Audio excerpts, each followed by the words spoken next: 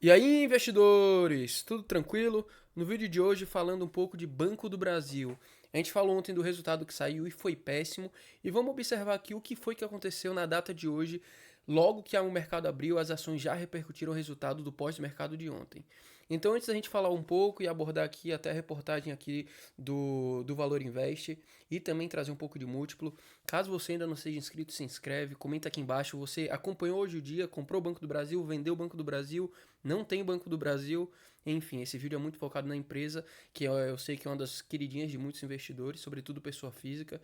Então, comenta aqui, deixa o like e vamos direto pro vídeo.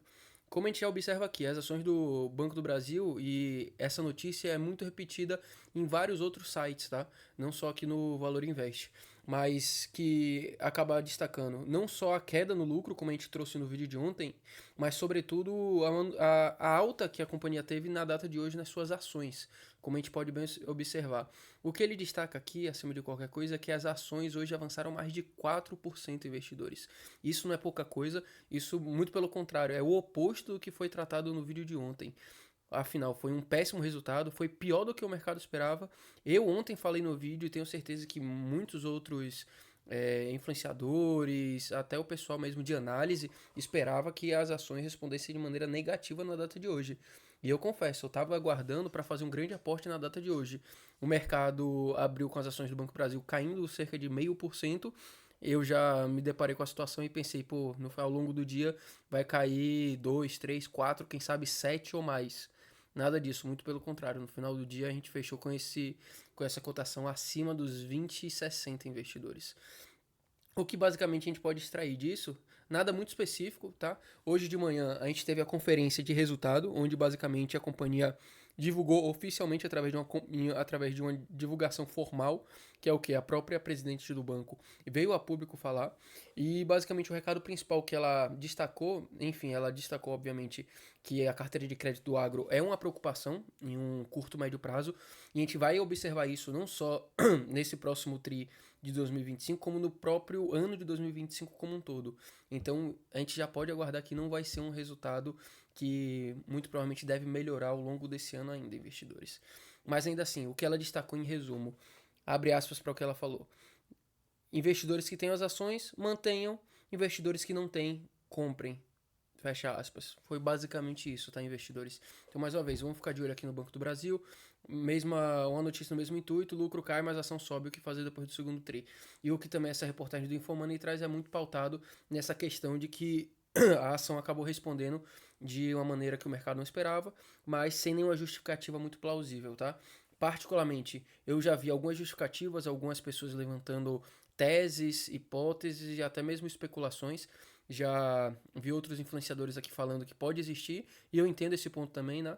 De existirem uma força compradora muito forte, até mesmo do próprio banco. Como a gente não consegue ter esse acompanhamento fidedigno, quem foi o investidor que comprou, quem foi o investidor que vendeu, pode existir sim uma força compradora com interesses diversos, porque particularmente eu entendo que a ação não tem muito para onde correr, não é como se a ação agora fosse recuperar os 23, 25, 27.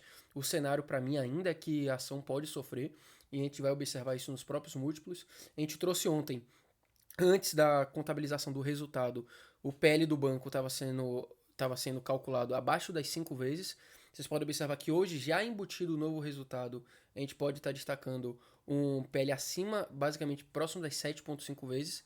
Destacando que o que traz aqui ainda é muito o resultado dos dois últimos trimestres de 2024, que foram ótimos trimestres. E como a gente sabe que os trimestres desse ano de 2025 não vão ser da mesma forma que foram do final do ano passado, a gente pode sim aguardar que esse múltiplo vá sim acima dos 8, 9 vezes, certo? Então ficar atento em relação a isso. Obviamente o P sobre VP acaba acompanhando as suas cotações, se cai o P sobre VP cai, se sobe da mesma forma. E o dividendo yield mesma coisa, lembrando que a gente ainda está se espelhando na segunda metade do ano passado, tá, investidores? Esse dividendo não vai ser, não só pelo que eu comentei no vídeo de ontem, até porque, como a gente destacou, o payout que o banco trouxe ontem já vai estar caindo desses 40% que ele paga hoje para uma faixa de 25 a 30%, fora que o dividendo pago é em cima do lucro líquido. E como a gente sabe que esse lucro líquido já caiu e vai continuar caindo em comparação ao ano passado, a gente sabe que se fosse só isso, mantendo o mesmo payout, Só por isso o próprio dividendo já ia cair. Mas além disso, o payout diminuiu. Então a gente vai observar que algumas casas destacam a própria questão do dividendo da ação cair para casa dos 5,5, 6. E em resumo, o que destaca aqui é a reportagem Infomoney. Fora algumas casas que recomendam compra, outras que recomendam manutenção, uma recomenda venda, a gente pode observar que o mercado ainda está muito neutro para Banco do Brasil. Embora a gente tenha alguns que recomendam compra, outras neutras, vendas, ou a grande maioria ainda está recomendando manutenção, tá, investidores?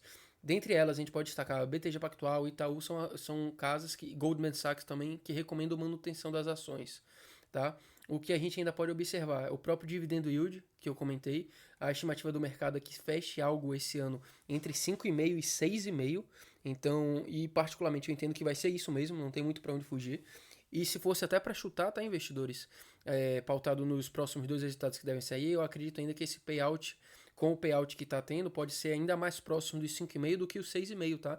Então o mercado parece que esqueceu disso. Sabe que o mercado é imediatista, essas volatilidades de curto prazo acabam não me apegando, mas querendo não chama a atenção, tá, investidores? Os múltiplos a gente passou aqui rapidamente, a gente se debruçou no vídeo de ontem. Caso você não tenha assistido, volta no vídeo de ontem. E antes da gente encerrar aqui, investidores, um comparativo entre 5 grandes bancos aqui e o próprio CDI, tá? A gente pode observar que nos últimos 5 anos, o pior dos bancos em questão de dividendos, junto com valorização, indiscutivelmente foi o Bradesco. Caso você tivesse investido R$1.000, há 5 anos atrás você teria um pouco mais de 1.000. No mesmo período, o CDI você teria quase R$1.600. O Itaú, inegavelmente, foi o banco que mais se valorizou de lá para cá. O BTG Pactual em sequência. A gente pode ver aqui o Banco do Brasil, que mais uma vez, e a gente vai observar aqui em cima, foi o banco que mais subiu. Ela é essa faixa aqui de cima. Mas a gente pode observar aqui, enquanto que BTG e Itaú subiram nessas últimas divulgações de resultado e o próprio Santander e Bradesco se mantiveram minimamente em uma linha de crescimento, o Banco do Brasil foi o único que apresentou uma queda nas suas cotações, ou seja, foi um trimestre e vem sendo um semestre minimamente bom para os bancos, com exceção do Banco do Brasil, que nos últimos anos tinham feito esse movimento contrário. Enquanto que Santander e Bradesco sofreram bastante, o Banco do Brasil acabou se destacando. Então a gente tem que ter muito isso em mente, tá, investidores? E no comparativo banco a banco, a gente pode observar que em PL o Bradescão é o que acaba chamando mais atenção. Antes era o Banco do Brasil, depois da divulgação do resultado de ontem acabou perdendo a posição para o Bradesco. Mais uma vez, o Bradesco é uma das minhas 5 maiores posições. Eu parei de comprar porque acabei fazendo um preço médio muito abaixo do que ele está hoje. Ainda assim, é um banco que tem ainda espaço para crescer. Não é o meu preferido, tá, investidores? E olhando para múltiplo, o mais caro seria o BTG Pactual, mas é um caso muito parecido com a VEG. Enquanto que todo o mercado fala há anos que o BTG está caro, o BTG só acaba entregando resultado excelente após esse resultado excelente e hoje está sendo uma das queridinhas do mercado. Quando a gente olha para a questão de P sobre VP, o Banco do Brasil, obviamente, sendo um banco público, a gente sabe que a questão da decisão estatal acaba impactando nesse múltiplo. Ainda assim, a gente pode observar que bancos privados como Bradesco e Santander também estão sendo negociados abaixo de uma vez o seu valor patrimonial, o que é de chamar a atenção. É um dos múltiplos que eu também gosto quando eu vou comparar com o banco, até porque a estrutura física, sim, importa bastante. E outro múltiplo que a gente sempre gosta de acompanhar, a gente tem que acompanhar aqui quando a gente fala de banco, é o ROI, como eu sempre falo aqui, seja falando de Banco do Brasil, Itaú, qualquer outro banco, até mesmo quando eu comparo com outros bancos de porte menor, como o ABC, Banrisul, é um múltiplo que basicamente traz toda a questão de rentabilidade do banco. Pode observar aqui o Itaú com ROI acima de 20 vezes, o BTG com ROI acima de 21%, o próprio Bradesco, assim, basicamente 12 vezes, o Santander em 10 vezes, e o Banco do Brasil, como eu comentei ontem, abaixo de 9 vezes, ou seja, 9% o ROI, certo? Então, mais uma vez, a gente tem que ficar muito atento aqui. Lembrando que a Selic está 15%.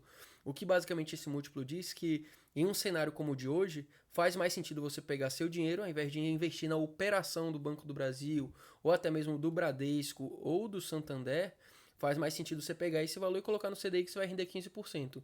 Quer render mais que o CDI? Investe em Itaú e investe em BTG, que a operação deles vai render mais sim. Tá, investidores? Crescimento de lucro e receita nos últimos anos, a gente pode observar que também o BTG e na questão em múltiplos operacionais, como a gente observa aqui, dá uma aula em todos os bancos. O Itaú também não deixa nada a desejar.